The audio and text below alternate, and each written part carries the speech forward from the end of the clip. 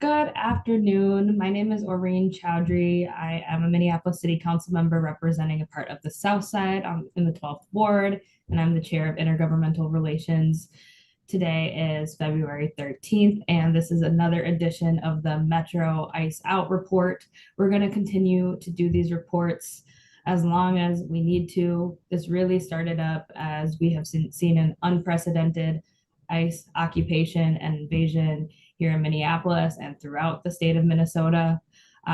While we are grateful because of the push from so many of our community members and residents that have been tirelessly calling for justice and supporting their neighbors, that Border Czar Tom Homan has said that he'll be ending the surge. We're collectively saying we'll believe it when we see it. Even today, we have seen a lot of ICE activity in our communities, and we know from the beginning that this ICE occupation has led to so much harm, chaos, violence, and our community has been just working hard to make sure that we have peace, that people are safe. And I'm really grateful to the several officials we have here today to give an update on what's happening at the legislature, what's happening in their community, what's happening at the schools, and what's happening at the city council. The first guest that I'll welcome up is Senator Kunish. Well, thank you for inviting me here today. It's good to share what my community is dealing with. I represent the District 39, which are the communities of St. Anthony Village, New Brighton, Columbia Heights and Hilltop, Spring Lake Park, and Fridley. And I kind of feel like we are the epicenter of a lot of the horrible things that have happened during this metro surge. We have a large immigrant population up here. Many of them are the bedrock of our communities and the state as well. You've heard the stories of the plaguing of our students and our schools. Every morning I get dressed and I go out and I patrol at a different school. And I've gotten to learn and hear about what's happening in our community. And I can't tell you how proud I am of our community members who have taken the time in so many ways through mutual aid, patrolling, providing food. It's been absolutely amazing. But I will say that along Central Avenue and University Avenue, our businesses have been hit strong, almost to the point of no return. That's what I'm really concerned about as we move into what I hope actually is a withdrawal and discontinuation of this trauma to our communities. Is how are we going to reconnect and rebuild? The schools I know have been just bedrocks of our community as far as protecting and supporting our families. We had little Liam who was removed. We had 6 other kids that were removed. A couple of them are still not back from imprisonment. You know, how are we going to deal with this mental health issue community-wise, state-wise, school-wise? And as chair of education finance, that's really going to be my focus, is on mental health and getting kids back in school, and that building that kind of trust for the parents so that they are not fearful of bringing their children into, out of the homes and into the schools. And there will be a lot of work at the legislature focusing on this. But I think as we move forward, session begins on Tuesday, there is a wide swath of legislation that we will be proposing, from public safety reform to housing to food security to education to healthcare. And we will need all of you. Not only will we need all of you, but we will need our corporations and we will need our philanthropic organizations to step up, and not only to help us finance all of these things, but also speak out and be the community leaders that we need them to be. And so I do look forward to working this next session to address those needs under these circumstances, and look forward to working with all of you. So thanks so much for having me here today. Thank you so much for joining us, Senator Kunish. We really appreciate it. Next, we're going to go over to your colleague, Senator Lindsay Port. Thank you very much, council member. I appreciate your invite here. My name is Lindsay Port. I represent Burnsville and Savage in the South Metro, and I chair the Housing and Homelessness Prevention Committee in the Senate. I just want to start by saying that our communities have experienced immense chaos and upheaval through this occupation, and what we need is stability and safety that all of our communities can count on. No Minnesotan should lose their home because they cannot safely go to work and move about the community because of the actions of the federal government. To that end, we have proposed, myself and co-chair Mike Howard, who chairs the Housing Committee in the House, have proposed an action plan for housing stability in this time.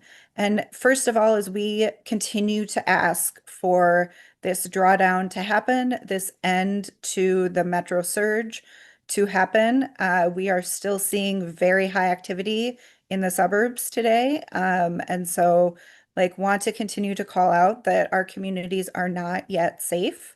And we need to continue to protect our neighbors. To that end, we are calling for $50 million in emergency rental assistance immediately upon returning to the legislative session. We will hear this bill Wednesday in the House and Thursday in the Senate. It is critical that this money moves quickly out to our communities. We know from United Way's 211 call that in the first week of the year, asks for rental assistance were up 65%. So we know that this is a critical moment to keep our neighbors in their homes, and it is time for the state to do its part. We also want to give tenants additional time to seek that rental assistance and extend our 14-day notice to 30 days statewide. I know Minneapolis already is doing that, but we want to extend that statewide so that folks have time to access that rental assistance. We also want to make it easier for folks to be able to use that community aid. Like Senator Kunish, I just share such pride in how our communities have stepped up to keep our neighbors safe and housed. And that means sometimes rental assistance hasn't come from the formal programs that you need to be able to show in eviction court that you have assistance. And so we want to change that to make it more flexible. And we're also working and talking with the evictions, with housing court to make sure that anyone who needs it is able to access a remote hearing. If you do not feel safe going out of your home, you should be able to access that hearing at home. I just want to say thank you so much to our communities who continue to stand up, who continue to protect our neighbors. That is the Minnesota way. And the legislature is about to come into session and use our time to stand with Minnesotans and to make sure that we are doing our best to protect and care for our neighbors as well. Thank you so much, Senator, for that update and just your willingness to lead on the recovery efforts so swiftly. That's exactly what community is asking for right now. So we really appreciate it. I'm really excited to go to my colleague on the Minneapolis City Council today, Council Member Aisha Chugtai. Thank you, Councilmember. I really appreciate you having me and so many leaders from our state here today to provide an update for our community about what is happening. My name is Aisha Chugtai. I represent the 10th Ward on the Minneapolis City Council and serve as the council majority leader. My community includes South Minneapolis and the Uptown area. And I am here to share a couple of updates about what we are doing at the city as Senator Port highlighted, continue in the Minnesota way and stand with Minnesotans and Minneapolitans as they are wrapping their arms around each other and keeping each other safe and protecting one another. So a couple things I wanna lift up today. As we hopefully start to see the drawdown of federal agents from our community. And that is not an impact that we are feeling in real time quite yet.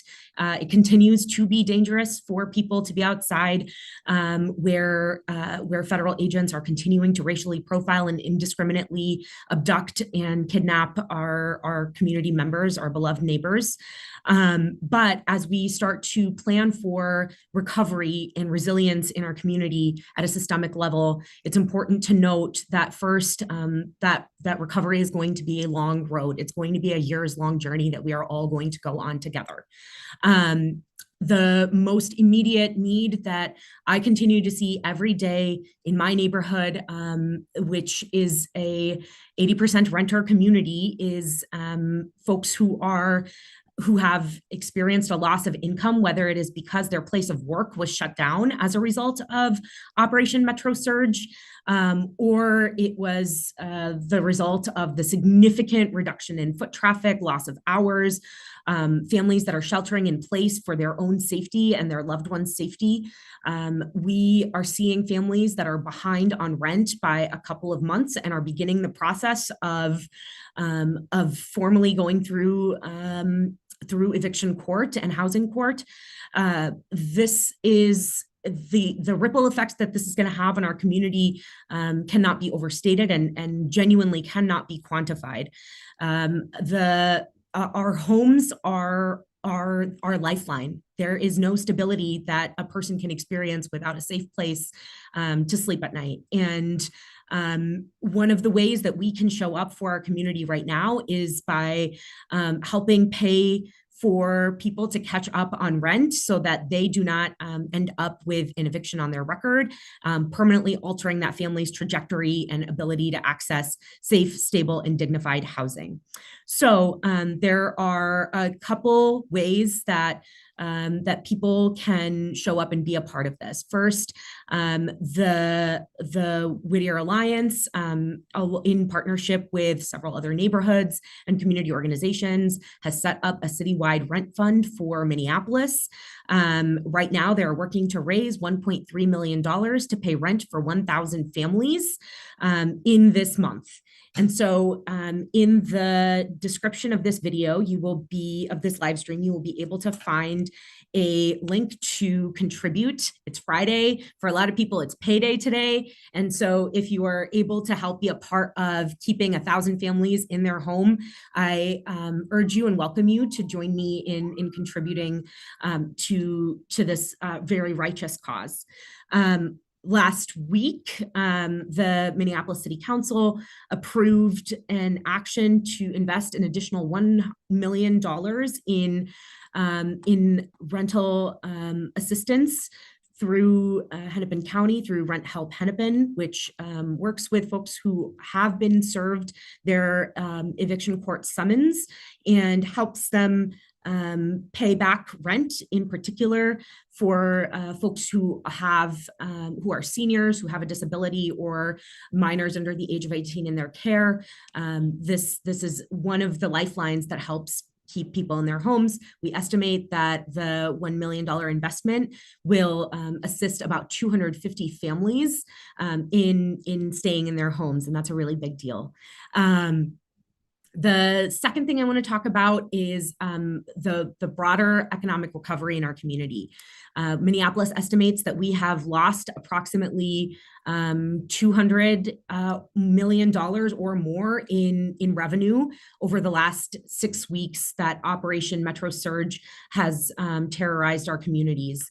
And we are seeing our commercial corridors struggling, our local economy and local entrepreneurs making tough choices about continuing to pay their employees and risking shutting down their businesses permanently. And so in this next week, myself, along with several other council members, Councilmember Chowdhury, you are also a part of leading on this work.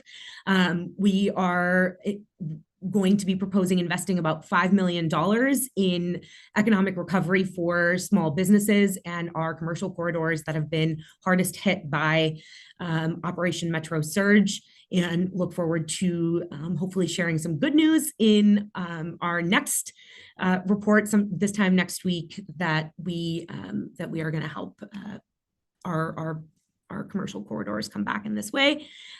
So those are the two big updates. It's really important that we're investing in rental assistance and keeping families in their homes. It's really important that we're supporting our small businesses and our local economy here in Minneapolis. Thank you so much for having me. Thank you so much, Councilmember Chug Tai.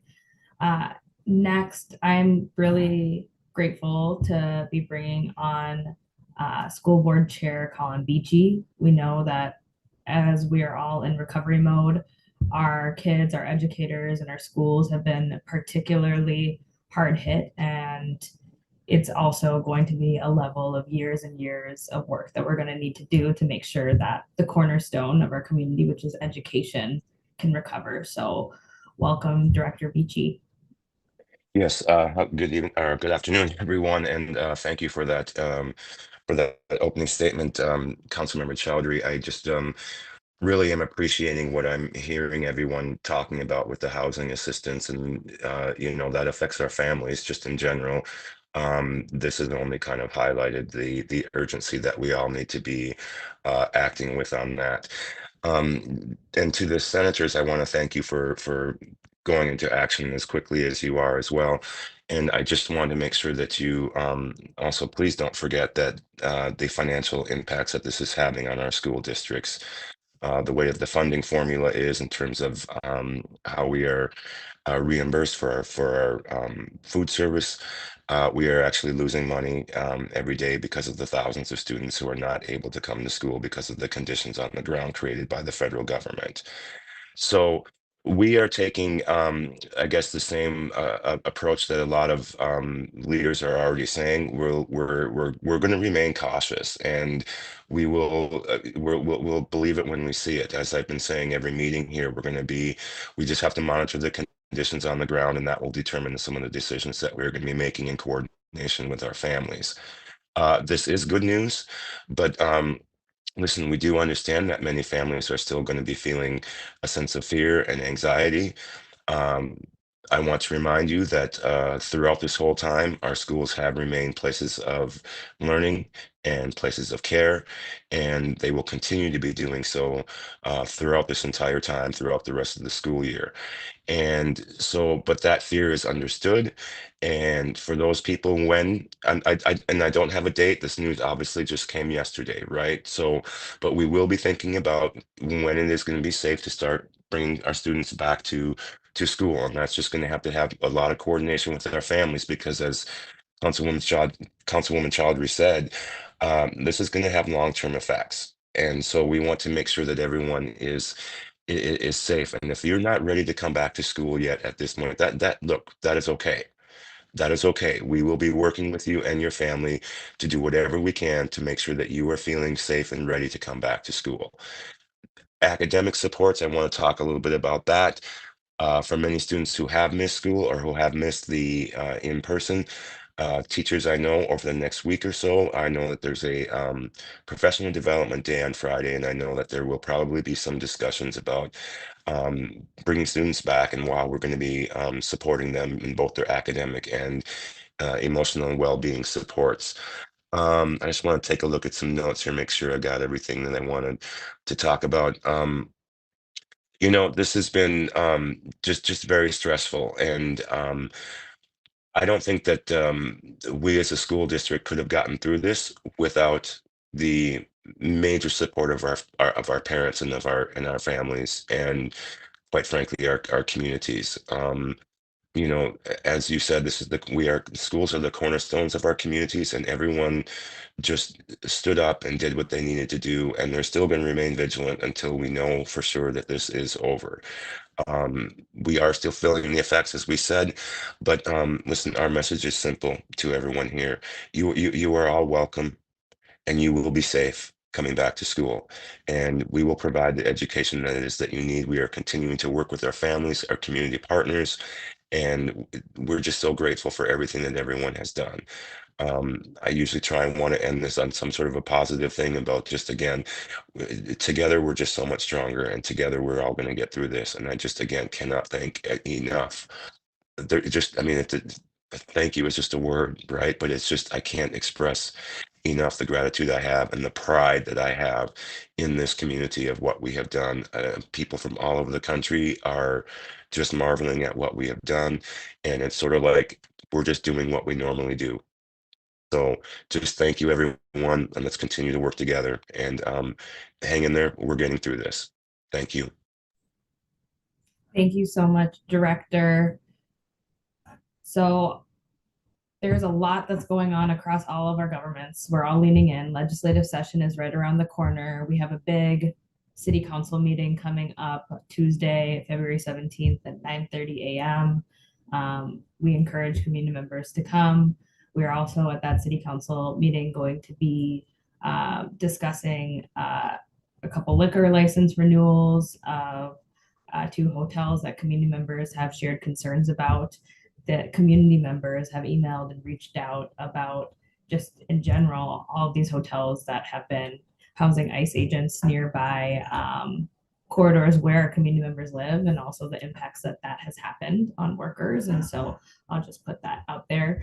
And the other thing I want to share is, again, like, the announcement was made, but Operation Metro Surge has not ended. And we see that very clearly. Even this morning, I have gotten several reports of ICE vehicles and activities all throughout Minneapolis, several vehicles leaving the Whipple building to continue to do what they have been doing. And oftentimes it has looked like trampling on the rights of constitutional observers. We also saw in St. Paul just a couple of days ago the multi-vehicle crash that occurred because an ICE agent decided to violate traffic laws and go well above 25 per hour speed limit on a residential corridor and do a high chase pursuit, which our officers in our cities don't even do, which led to that crash. And there are several stories that are going to continue to come out, stories of community members in hiding, stories of community members losing their loved ones, their partner, stories of community members whose kids were taken into detention and now have to go through all of the work to just mentally recover from that. And that's another part of this human aspect of the impact of this, right?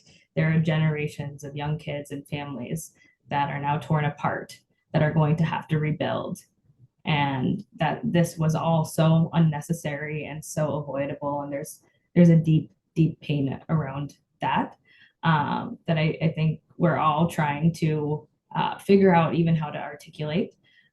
There is going to be an official report that will come out from the city of Minneapolis that details out the damage and the economic impact that this has had on the city of Minneapolis.